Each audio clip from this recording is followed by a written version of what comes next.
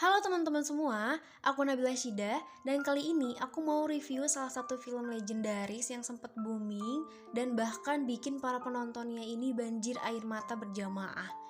Jadi kali ini aku mau review film My Idiot Brother dan gak cuma sampai situ aja karena aku juga akan ngajak teman-teman semua untuk belajar mengenai topik bahasan psikologi yang ada di film ini yang mungkin nanti akan dibahas juga di dalam kelas.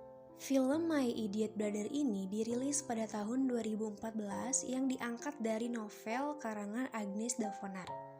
Secara garis besar, film ini menceritakan kisah Angel yang dimainkan oleh Adila Fitri, seorang remaja berusia 15 tahun yang tidak menerima kehadiran kakaknya, yaitu Hendra yang dimainkan oleh Ali Mensan yang terlahir dengan keterbelakangan mental.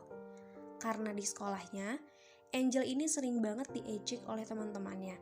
Salah satunya adalah Agnes yang dimainkan oleh Kimberly Ryder yang merasa Angel ini saingan untuk mendapatkan Aji yang dimainkan oleh Aaron Shahab. Walaupun dibenci sama adiknya, tapi Hendra ini tetap menyayangi Angel. Bahkan di beberapa scene Hendra ini setiap pagi selalu mengantarkan susu untuk adiknya. Terus ada juga scene di mana Hendra mengantarkan kado untuk Aji yang ketinggalan di rumah. Dan di sini aku akan lebih fokus pada kakaknya Angel, yaitu Hendra, seorang anak berkebutuhan khusus yang memiliki kelainan pada selaput otaknya. Anak berkebutuhan khusus adalah anak-anak yang memiliki perbedaan dengan anak rata-rata seusianya yang di dalam dirinya terdapat kekurangan atau bahkan kelebihan. Anak berkebutuhan khusus dapat dikelompokkan berdasarkan gangguan atau kelainan pada aspek fisik atau motoriknya, kognitifnya, bahasa dan cara bicaranya, pendengaran ataupun penglihatannya, dan juga sosial emosi yang ada di dalam dirinya. Di film My Idiot Brother, Hendra mengalami keterlambatan dalam perkembangan otak. Aspek kelainan yang terjadi adalah aspek kognitif.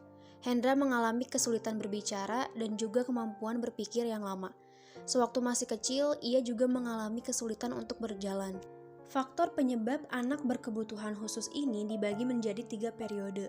Yang pertama adalah sebelum kelahiran. Gangguan yang terjadi pada anak saat berada di dalam kandungan. Penyebabnya itu bisa berasal dari gangguan genetika, infeksi kehamilan, pengguguran, dan masih banyak lagi faktor lainnya. Periode yang kedua adalah ketika proses kelahiran. Nah, kelainan pada anak ini bisa juga disebabkan jika ibu melahirkan anaknya secara prematur atau kelahiran anak yang prosesnya itu lebih awal. Dan juga ketika seorang anak kekurangan oksigen ataupun kelahiran yang memakan waktu lama atau disebut juga anoksia. Periode yang ketiga adalah setelah kelahiran.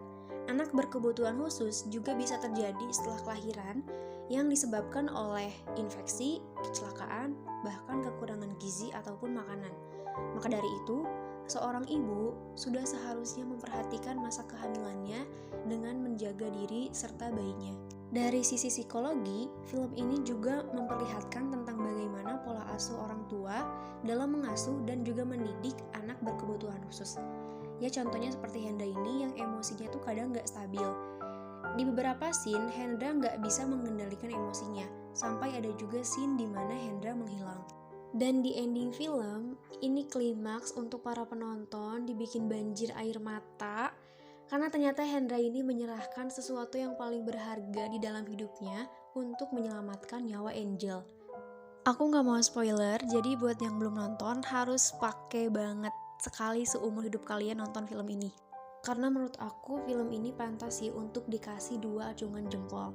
Selain plot ceritanya yang bagus dan juga para pemainnya yang berhasil membawakan perannya masing-masing, tapi film ini juga mempunyai banyak banget pesan moral yang bisa diambil sama penontonnya. Film ini mengajarkan kita tentang menghargai sesama, apalagi saudara kita sendiri, menghargai perbedaan yang ada di dalam diri seseorang, dan juga ada edukasi tentang parenting, bagaimana mengasuh dan juga mendidik seorang anak yang berkebutuhan khusus.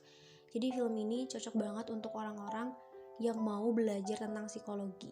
Nah, itu review dari aku dan terima kasih banget buat teman-teman yang udah nemenin aku belajar bahasan psikologi dari film My Idiot Brother ini. Semoga bermanfaat dan untuk yang mau nonton, jangan lupa siapin tisu ya.